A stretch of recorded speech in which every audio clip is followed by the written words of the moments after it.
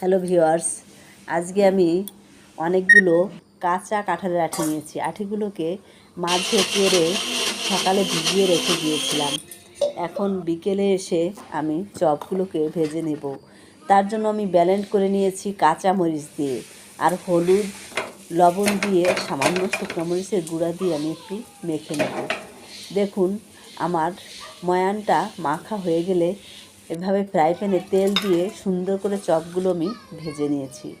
আর অনেকটা ময়ান আমি রেখে দিয়েছি, যেটা দিয়ে আমি বড়া তৈরি করে নেব। মুসমুসে বড়াটা এই ঠান্ডা ঠান্ডার দিনে অনেক মজার হয়, তাই আমি এভাবে কড়াইতে তেল দিয়ে বড়ার আকৃতি করে পেঁয়াজুর মতো করে আর কি, পেঁয়াজ ছাড়া পেঁয়াজুর মতো করে এভাবে আমি লাল করে ভেজে নেব। আমি তো ওইরকম কেন না, অত এগুলোকে ওষুধ ছোটো খাবো ছোটো না করে আমি। দিয়ে দিয়েছি।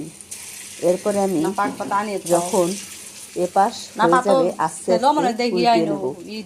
এতটা মজার খাবার, আপনারা একবার খেলেই বুঝতে পারবেন যে আঁটিটা ওই এত মজার হয়। কাঁঠালের থেকেও কিন্তু কাঁঠালের আঁটিটা বেশি মজার হয়। আর আঁটিটার স্বাদটা সম্পূর্ণ বুঝতে হলে আপনারা এভাবে কাঁচা আঁটি দিয়ে একবার বড়া তৈরি করে খেয়ে দেখতে পারেন।